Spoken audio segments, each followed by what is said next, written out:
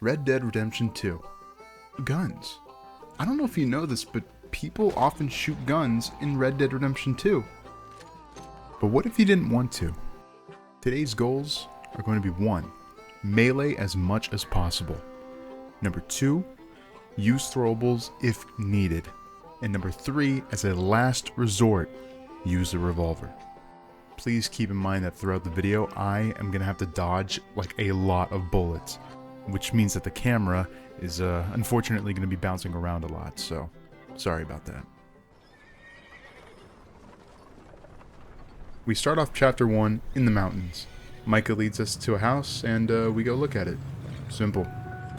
Okay, let's head down there.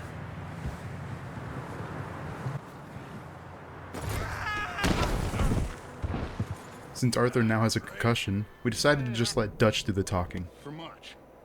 Unfortunately, he was taking too long, so I took matters into my own hands. It's an ambush! Got a hit.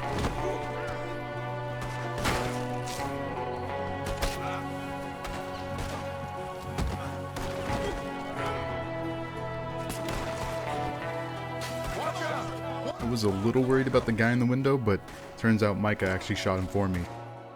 Now checking out the barn, we actually get ambushed. But that's no problem for us because this is actually a melee introduction. So no guns here. Thank God. What's going on? This guy just jumped me! With the O'Driscoll taken care of, we finally end the first mission with no gun kills at all. For the second mission, Javier and Arthur are tasked to find John Marston.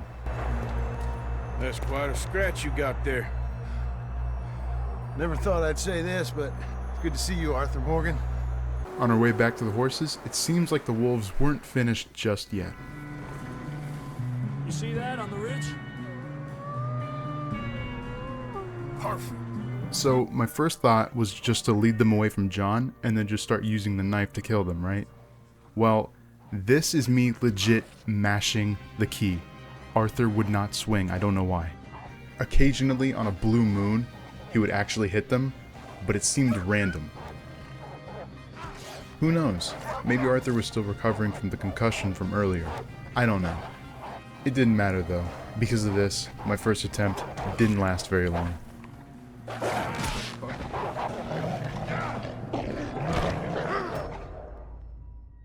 On my second attempt, I actually had a genius idea.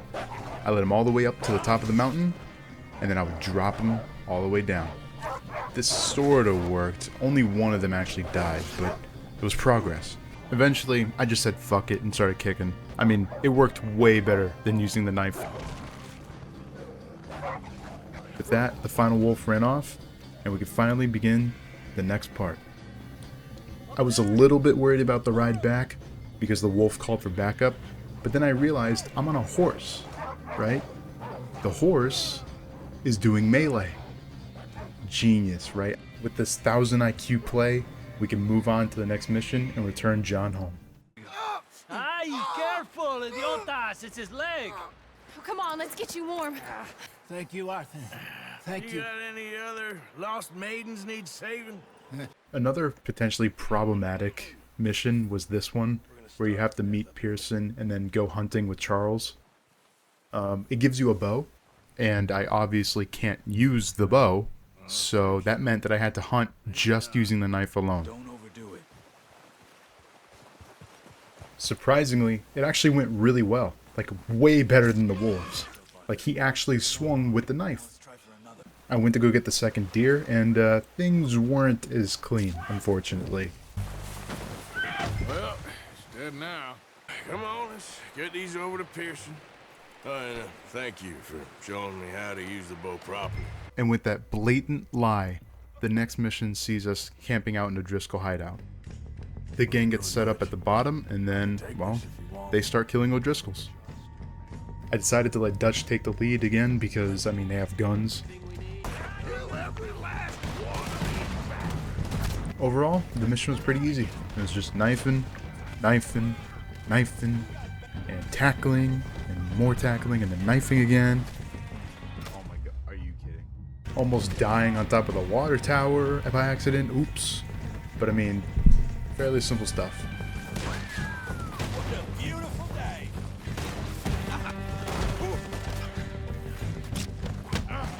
Or what? We end up stabbing more dudes, and then finding some dynamite in the shack, and then we end the mission. No gun kills still. Very happy about that. And now, with the final real mission of Chapter 1, this mission is a pain in the fucking ass. The gang decides to rob a train, and the only ones who make it on are Arthur and Lenny. There are only a few guards, so you'd think, oh, not a big deal, right? Well, you see... Oh my god, dude. Arthur literally has to tank all of the bullets in this section, all of them, pretty much. And the guards have perfect accuracy. They hardly ever miss. And why does Arthur have to tank all the bullets, you ask? Well, because if he doesn't, Lenny dies. So it's either I tank all the bullets or Lenny dies. So I had to try to knife all the guards as quickly as possible before Lenny would push up against them and then die immediately, all while trying to just survive. I was barely able to do it. Arthur stops the train and then we move on to the next checkpoint. And if you think that the previous section was hard, this part was pretty much impossible. I think so. Good. Watch out! There's some shooters up top! Fucking dead. Yep.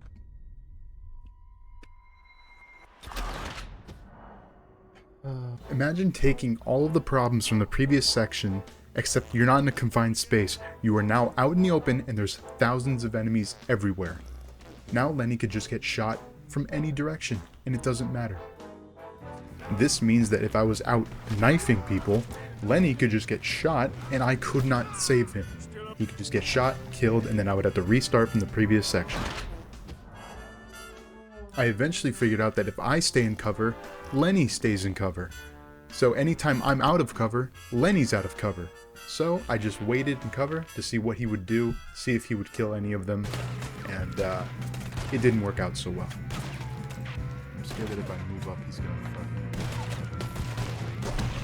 Okay, well, never mind.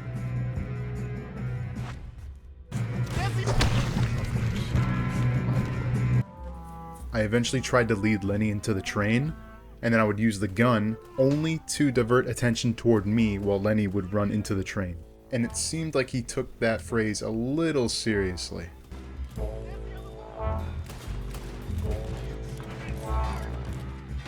I eventually did lead him into the train car, but I needed to make a move. The game was not progressing, nobody was dying, so I had to go out there and make a move. And of course, Lenny followed. Of course, he didn't want to stay on the train where it's safe. He decided to go out in the open and get shot. And you could probably guess what happened. Lenny? Oh my god.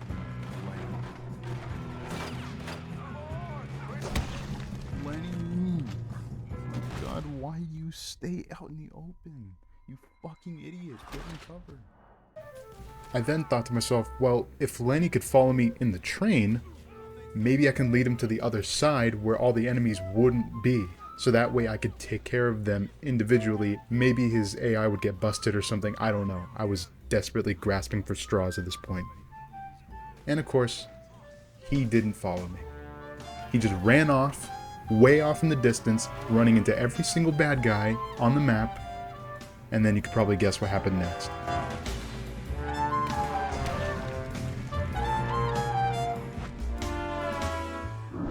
Why did they give him so little health? I don't get it. Again, desperate for anything I could find that would maybe help a little bit, I ran all the way across the map, trying to avoid all of the guards and making sure that Lenny would follow me. My goal was to get behind a rock or something, get into cover, get Lenny into cover, and maybe he would have a better vantage point to take out the guards. This ain't what I call a two-man job, Arthur. We can handle it, just don't leave yourself open. God.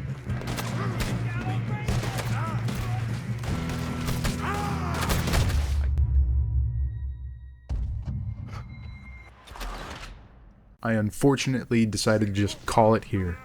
My melee attacks were way too slow, Lenny was way too useless, and I just could not kill enough of them to try to guard him. So I used my gun on one enemy, just one. This was only to speed up the battle, to make sure I can get into the next area, which meant that the others would finally join us to help out.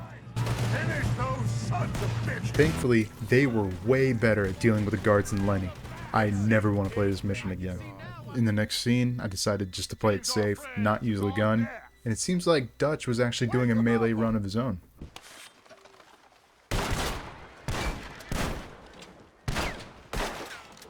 For the final mission of Chapter 1, the gang leaves the mountains and heads to Horseshoe Overlook. No guards, no Lenny, at least not with us, no problems, just a calm ride. Not too rough there, brother. Ah, shit. Ah, I broke the goddamn wheel. All right, let's get it fixed. You need help? Thankfully, Arthur fixed it with melee. No guns here. Not that shooting a wheel, you know, whatever. And finally, we end Chapter 1 and go into Chapter 2. Thank God. So, overall, for Chapter 1, we have 1 gun kill total. Potentially, we could have skipped it, but I'm neither skilled enough nor have enough patience to do so. So, thank you so much for watching if you got to the end. Chapter 2 is like ridiculously long, so it's going to take a while to edit that because it's like hours and hours and hours of gameplay footage I have to sift through. But yeah, thank you for watching. Peace.